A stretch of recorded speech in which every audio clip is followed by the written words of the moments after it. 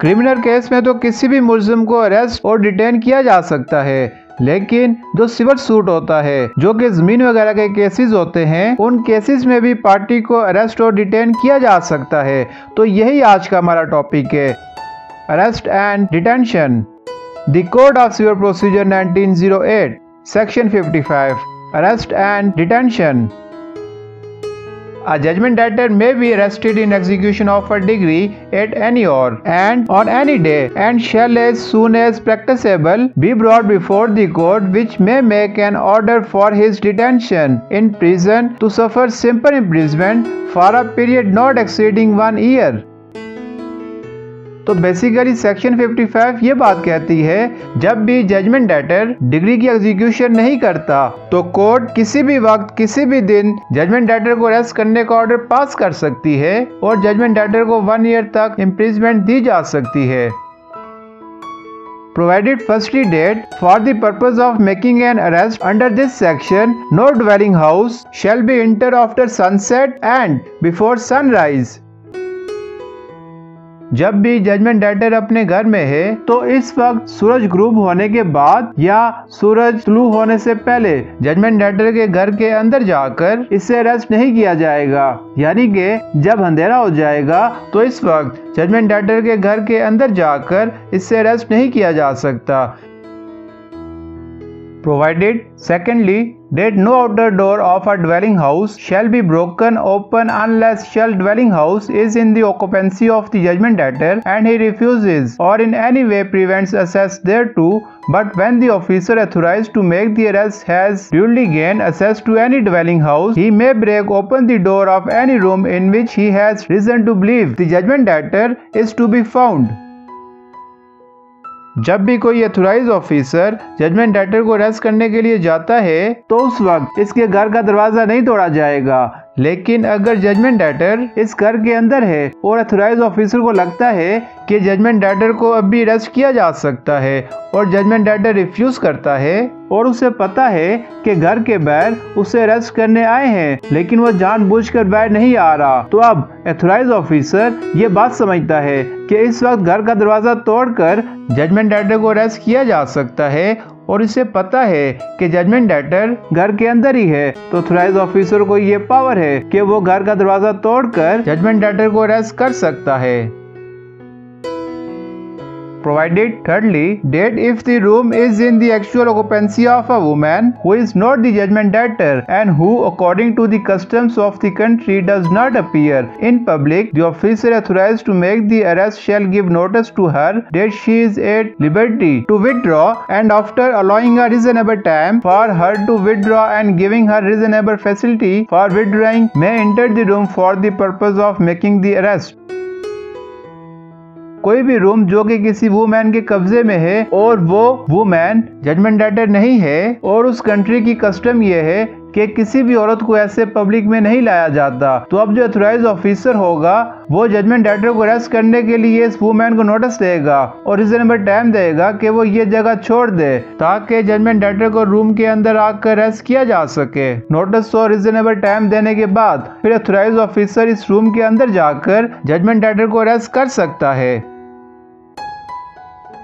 Provided fourthly that where the degree in execution of which a judgment debtor is arrested is a degree for the payment of money, and the judgment debtor pays the amount of the degree and the cost of the arrest to the officer arresting him, such officer shall at once release him। जब court money की payment से related degree पास करती है और judgement debtor पे नहीं करता तो कोर्ट वारंट इशू करती है, तो जैसे ही जजमेंट डेटर को अरेस्ट किया जाता है उसी वक्त जजमेंट डेटर वो अमाउंट पे कर देता है, तो एथराइज ऑफिसर इस वक्त जजमेंट डेटर को रिलीज कर देगा, क्योंकि जजमेंट डेटर ने जो पेमेंट करनी थी वो पेमेंट जजमेंट डेटर ने उसी वक्त कर दी।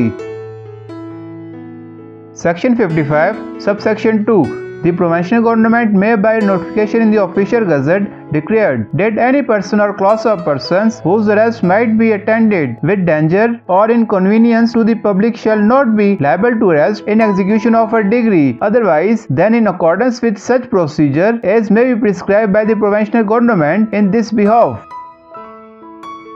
सेक्शन 55 की सब सेक्शन 2 ये बात कहती है, अगर प्रोविंशियल गवर्नमेंट ऑफिशियल गजट के अंदर नोटिफिकेशन जारी करती है कि इन लोगों को डिग्री की एग्जीक्यूशन की वजह से अरेस्ट नहीं किया जाएगा, क्योंकि इन लोगों को अगर अरेस्ट किया गया तो पब्लिक स्ट्राइक कर सकती है, इनकन्वीनियंस हो सकती है, हंगामा राई हो सकती है, तो अब प्रोविंशियल गवर्नमेंट जो प्रोसीजर बताएगी तो उसी प्रोसीजर को अप्लाई करके डिग्री की एग्जीक्यूशन करवाई जा सकती है।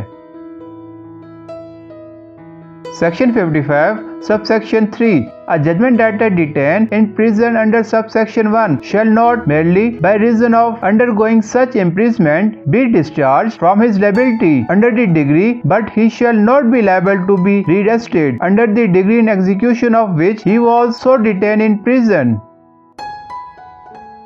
सेक्शन 55 की सब सेक्शन 3 ये बात कहती है, अब जैसे कि सेक्शन 55 की सब सेक्शन 1 के तहत जो जजमेंट डेटर को 1 ईयर के लिए अरेस्ट किया जाता है और जब वो 1 ईयर कंप्लीट हो जाएगा तो उसके बाद जजमेंट डेटर को दोबारा से अरेस्ट नहीं किया जाएगा, लेकिन जो इस पर लायबिलिटी है जो कि इसने पेमेंट करनी है, उन तमाम लायबिलिटीज से इसे डिस्चार्ज नहीं किया जा सकता, यानी कि उसे पेमेंट वगैरह जो करनी है उस पर जितनी भी लायबिलिटीज हैं वो उसे फिर भी फुलफिल करनी होंगी। सेक्शन 56 प्रोहिबिशन ऑफ अरेस्ट और detention of women in execution of degree for money. Notwithstanding anything in this part, the court shall not order the arrest or detention in the prison of a woman in execution of a degree for the payment of money. Section 56 में ये बात बताई गई है, जब भी किसी women के अगेंस्ट डिग्री पास की जाती है और वो डिग्री फॉर मनी है, यानी कि मनी से रिलेटेड डिग्री की एग्जीक्यूशन करवानी है, तो उस वक्त वुमेन को अरेस्ट या डिटेन नहीं किया जा सकता। लेकिन अगर डिग्री मनी के अलावा पास की जाती है, यानी कि डिग्री मनी से रिलेटेड नहीं है, तो फिर वुमेन को डिटेन या अरेस्ट किया जा सकता है। Section 58 Release from detention.